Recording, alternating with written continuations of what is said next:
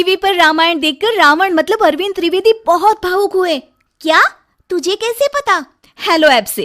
देख, ये है हेलो ऐप। जैसे ही आप हेलो ऐप डाउनलोड करते हो, ऊपर सर्च बार में हेलो ट्रेंड्स मिलेगा, जिसमें सभी ट्रेंडिंग न्यूज, वीडियोस, आर्टिकल्स मिलेंगे। उससे आप डे टू डे इन्फॉर्मेशन से अपडेट रख सकते हैं। ये तो बहुत अच्छा ऐप है। मैं अभी डाउनलोड करके खुद को अपडेट करती हूँ। अनपढ़ बहू। सीतापुर गांव में रेवती नाम की औरत अपने 2 बेटे अरुण और वरुण के साथ रहती थी। उन दोनों की शादी हो चुकी थी। रेवती की बड़ी बहू सोनाली बहुत ही पढ़ी लिखी थी, लेकिन उसकी छोटी बहू चारू ने कोई पढ़ाई नहीं की हुई थी। सोनाली चारू को हमेशा ही ताने मारती रहती और उसे उसके अनपढ़ होने का एहसास दिलाती रहती। चारू, कल मेरी कुछ दोस्त आएंगी घर पर। अच्छा भाभी, तो क्या तैयारी करनी है उनके लिए? हाँ, मुझे बाजार से सामान भी मंगाना है। एक काम करती हूँ, ऑर्डर कर देती हूँ। ऑर्डर? अरे मैं ले आती हूँ ना भाभी मार्केट से, आप मुझे बता दीजिए। अरे आजकल मोबाइल से सब ऑर्डर हो जाता है। क्या चारू, तुम्हें इतना भी नहीं पता? नहीं भाभी, पर आप सिखाओगी तो मैं सीख जाऊंगी। तुमने पढ़ाई लिखाई तो की नहीं, ये सब क्या सीखोगी तुम? छोड़ो। चारू सोनाली की बातों से काफी दुखी हो जाती है और पार्टी की तैयारी में लग जाती है। अगले दिन सोनाली की सहेलियां उसके घर आती हैं।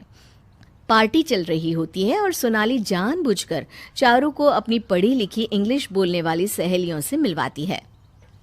Richa, she is Charu. She is my brother in law's wife. Hi Charu, how are you?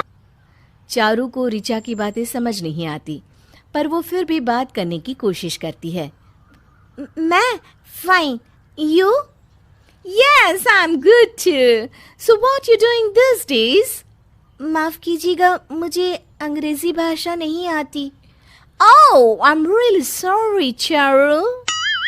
Sonali को चारू की बेइज्जती होते देख बहुत अच्छा लग रहा होता है, पर चारू को बहुत ही शर्मिंदगी महसूस होती है। किचन में चारू बहुत उदास खड़ी होती है। तभी उसकी सास रेवती उसके पास आती है।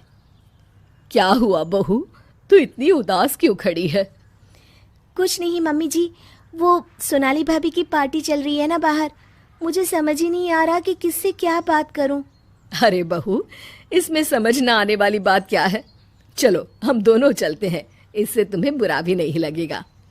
नहीं माँ जी, रहने दीजिए, सोनाली भाभी को शर्मिंदा होना पड़ेगा मेरी वजह से। चारू वहां से चली जाती है। अरुण और सोनाली के बीच झगड़ा हो जाता है। तुमने आज पार्टी में कितना खर्चा कर दिया सोनाली, और उस पर भी तुम्हें और पैसे चाहिए? देखो, मुझे ज्यादा ताने मारने की जरूरत नहीं है, मैं नौकरी करती हूँ, समझे?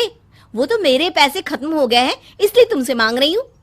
हाँ, तो कौन सा वो पैसे किसी काम आए हैं? घर पर तो तुम देती नहीं हो एक भी पैसा, पता नहीं कहाँ खर्च करती हो। तुमसे अच्छी तो चारू है, कम से कम वरुण का ऐसा खर्चा तो नहीं कराती। अरुण और सोनाली इतना तेज लड़ रहे होते हैं कि उनकी आवाज बाहर तक आ रही होती है। चारू वहां साफ सफाई कर रही होती है। मैं चारू की तरह अनपढ़ नहीं हूँ, आज के जमाने की पढ़ी लिखी लड़की हूँ, समझे? मेरी तुलना उससे मत करना। हाँ। चारू को ये सुनकर बहुत बुरा लगता है। वो रोते हुए अपने कमरे में चली जाती है। एक दिन रेवती और उसकी दोनों बहुएं घर पर होती हैं। बड़े दिन हुए पकोड़े खाए, आज बहुओं को अपने हाथों के पकोड़े बनाकर खिलाती हूँ। रेवती जैसे ही कढ़ाई में पकोड़े डालती है, थोड़ा सा तेल उसके हाथ पर गिर जाता है और वो जोर से चिल्लाने लगती है। तभी चारू और सोनाली रसोई में आ जाते हैं। सोनाली को समझ नहीं आता कि क्या करे, पर चारू जल्दी से फ्रिज से ठंडा पानी निकालती है और रेवती के हाथ पर डालने लगती है। मम्मी जी, ये हाथ को आप सीधा रखिए, मैं पानी डाल रही हूँ। अरे ये क्या कर रही हो तुम?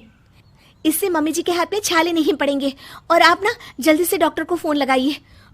हाँ। सोनाली डॉक्टर को फोन लगाती है और डॉक्टर घर पर आते हैं।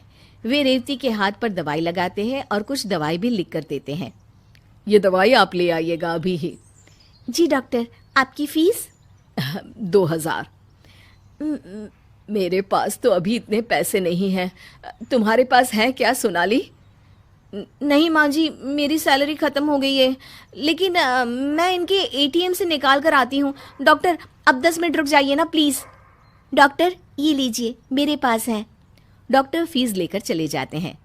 ये लीजिए भाभी और पैसे, और मम्मी जी की दवाइयाँ ले आइए।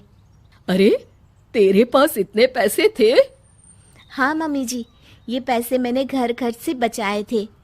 बेटा, आज तो तूने संभाल लिया, वरना मेरे हाथ में अभी तक तो छाले भी पड़ गए होते। भले ही तूने पढ़ाई लिखाई ना की हो, पर तू बहुत समझदार है। चारू ने जिस तरह से आज अपनी सास को संभाला, ये देखकर सोनाली बहुत शर्मिंदा होती है और उसे एहसास हो जाता है कि इंसान को उसकी पढ़ाई लिखाई से नहीं, बल्कि उसकी समझदारी से आंकना चाहिए।